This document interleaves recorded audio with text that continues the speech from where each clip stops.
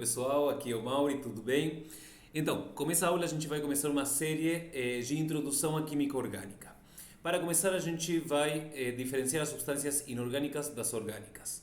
As substâncias inorgânicas ou minerais são aquelas que não possuem carbono na sua composição, ou, mais especificamente, mais geralmente, são substâncias que, ainda se tem carbono na composição, não têm ligações entre átomos de carbono ou entre átomos de carbono e de hidrogênio. Sim? Alguns exemplos aqui para a gente analisar: água, gás carbônico, sal comum, né, cloreto de sódio, ácidos inorgânicos comuns, como por exemplo o ácido clorídrico, o cloreto de hidrogênio, e o ácido fosfórico, bases inorgânicas como o hidróxido de magnésio ou o hidróxido de alumínio, e sais também inorgânicos, né, como o permanganato de potássio e o bicarbonato de sódio. Vocês podem ver que aqui entre esses exemplos temos duas substâncias, né, que têm carbono na sua composição, como aqui o dióxido de carbono, né, o gás carbônico, que tem um átomo de carbono, mas como é o único átomo de carbono na molécula, não tem como ele estar ligado a outro átomo de carbono ou a um hidrogênio que nem tem nessa molécula, então cumpre com essa condição. E uma coisa semelhante acontece aqui no bicarbonato de sódio, que apesar de que na fórmula, né, que estamos vendo aqui, parece que o hidrogênio e o carbono, por estar um do lado do outro, estão ligados, na verdade essa fórmula mínima do sal, né, essa fórmula apenas está mostrando a composição, e a estrutura do íon poliatômico, né, que forma esse sal, tem o hidrogênio ligado diretamente a um dos átomos de oxigênio, ou seja, seria mais uma ligação desse com esse, né? E esse átomo de oxigênio, por sua vez, está ligado ao carbono. Então, não há uma ligação direta entre o hidrogênio e o carbono. É hidrogênio, oxigênio, carbono, tá? Então, cumpre também com esse conceito que estamos vendo aqui. Mas temos uns casos em que sim há ligações carbono, e mesmo assim consideramos substâncias inorgânicas que são os alótropos do carbono, sim, grafite, diamante, grafeno e outros.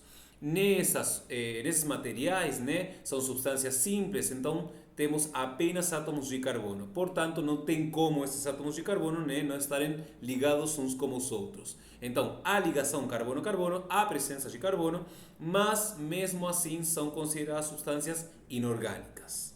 Então, substâncias inorgânicas, na sua maioria, não possuem carbono, mas as que possuem carbono geralmente não têm essas ligações carbono-carbono ou carbono-hidrogênio, ou temos essas duas exceções, nessas poucas exceções dos alótropos do carbono.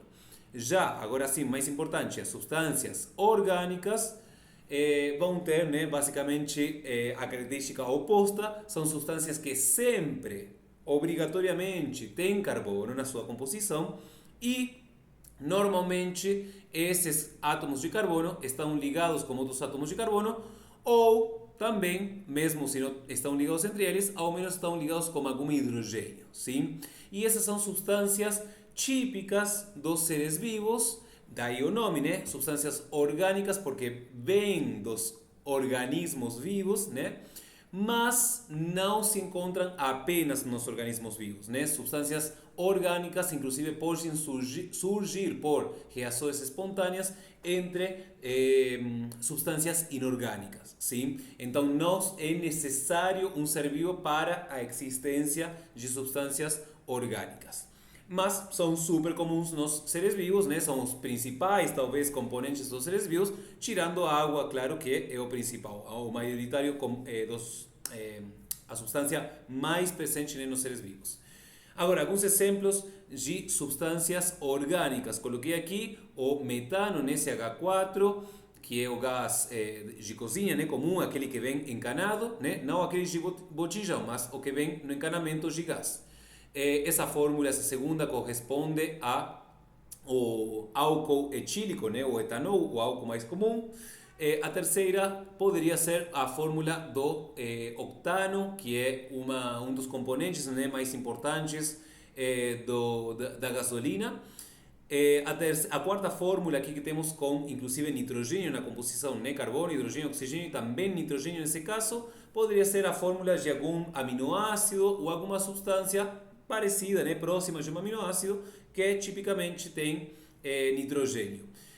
A penúltima das fórmulas corresponde à glicose, né? Um açúcar muito comum nos seres vivos, muito importante, e a última a uma molécula de um triglicerídeo, ou seja, uma gordura ou uma molécula de óleo. Avançando aqui, vamos tentar entender por que o carbono é tão importante, né, nessa diferenciação entre substâncias orgânicas ou inorgânicas. O carbono é um elemento bastante particular, né? Não tem tantos elementos com essas características, como poder ser um elemento tetravalente, ou seja, formar 4 ligações, entre aspas. O que seria isso? Significa que na camada de valência, né, do carbono, quando ele se liga a outros átomos, vamos ver 4 pares de elétrons ligantes. Os 4, né, sendo compartilhados com outros átomos, tá? Então, lembrando que cada traço representa uma ligação covalente, ou seja, um par de elétrons compartilhados, aqui a gente pode ver que tem 4 combinações, né, 4 distribuições desses 4 pares de elétrons ligantes compartilhados, essas, entre aspas, 4 ligações, tá? Para o carbono. Os 4 pares de elétrons podem estar, né, formando ligações simples, então aqui seria um carbono, né, ligado com outros 4 átomos, compartilhando um par de elétrons com cada um deles. Nesse segundo caso temos um carbono ligado a 3 átomos, tá? A 3 outros átomos, a um deles está ligado com uma ligação covalente dupla, ou seja, está compartilhando 2 pares de elétrons com esse átomo, e com os outros dois, com cada um dos outros 2 átomos aqui embaixo, esse átomo de carbono está compartilhando um par de elétrons, né? Então, ligações covalentes simples. Também, quando o carbono se liga a outros 2 átomos apenas, né? Um por aqui e um por aqui, por exemplo, ele pode estar ligado, como vemos aqui, por 2 ligações duplas, e, se não, também poderia ser, em alguns casos, que está ligado a 2 átomos o carbono e com um deles por uma ligação covalente simples e a outro por uma ligação covalente tripla, ou seja, está compartilhando com esse átomo aqui da direita 3 pares de elétrons.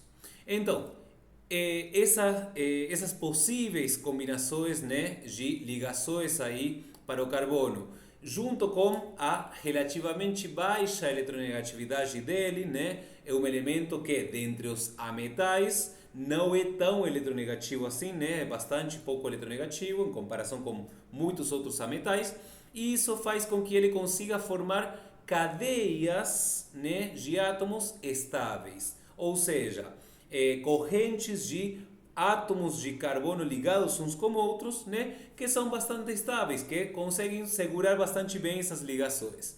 Então, dessa forma, acaba formando o esqueleto, né, o andaime, se quisermos, das principais moléculas componentes dos seres vivos, como carboidratos, proteínas, lipídios, ácidos nucleicos, vitaminas e várias outras que a gente estuda mais do que nada na parte de bioquímica, né?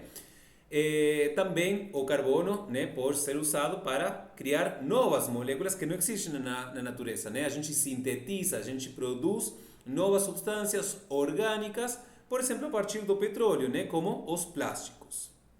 Finalmente, eu acho que é muito importante decorar essa informação aqui. Claro que tudo tem uma explicação lógica, né? Como tudo em química, é empírico e lógico, mas aqui, para facilitar, né, acelerar e conseguir fazer mais rápido e provavelmente mais certa as questões, a gente pode decorar essas informações que eu coloquei aqui sobre o número de ligações que também formam outros elementos muito comuns nas substâncias orgânicas, que são o nitrogênio, o oxigênio, o hidrogênio e os halogênios, tá? O nitrogênio, poderíamos dizer que é um elemento trivalente, né? Que ele costuma estar mais estável, né? Quando ele forma 3 ligações. Ou seja, ele vai ter 3 pares de elétrons compartilhados com outros átomos, né? E um parzinho, para completar o octeto, lembra? vai ser um par solitário, um par não compartilhado, um par não ligante, né? Fica só na camada de valência dele, do nitrogênio. Então, o nitrogênio com três ligações pode ser três ligações simples, para se ligar a três átomos, né, diferentes, ou se está ligado a apenas dois átomos, pode ser uma ligação simples comum e uma ligação dupla como o outro, ou se está ligado a apenas mais um átomo, esse nitrogênio, ele pode estar ligado então por uma ligação tripla. No caso do oxigênio, a gente diria que é um elemento bivalente, né, ou divalente. Ele forma apenas duas ligações, ou seja, tem dois pares de elétrons compartilhados com outros átomos. Esses dois pares de elétrons, essas duas ligações, podem ser duas ligações simples, né? Quando o oxigênio se liga a dois átomos diferentes. E aqui vemos que tem mais dois pares de elétrons não compartilhados, então para ter seu octeto completo na camada de valência.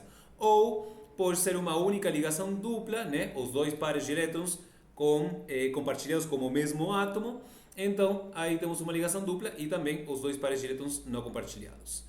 Para o hidrogênio, temos que lembrar que é um elemento que é próximo do hélio, então ele tenta se parecer, entre aspas, ao hélio, tá? Portanto, ele vai tentar ter sempre dois elétrons na sua camada de valência e, portanto, uma única ligação, um par de elétrons compartilhados, mas que estão na camada de valência dele, então é suficiente para o hidrogênio. Nunca vamos ver hidrogênio com mais de uma ligação simples, né? Pelo caso.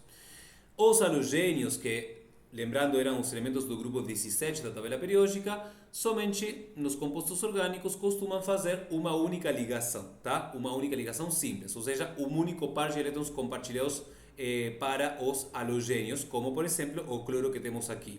Os outros três pares de elétrons do octeto, né, da sua camada de valência, são pares de elétrons não compartilhados. Somente ficam na camada de valência do cloro e não formam ligações, tá? Isso é tudo para essa primeira aula introdutória. Continuamos na próxima com as fórmulas, as diferentes representações na química orgânica. Até mais!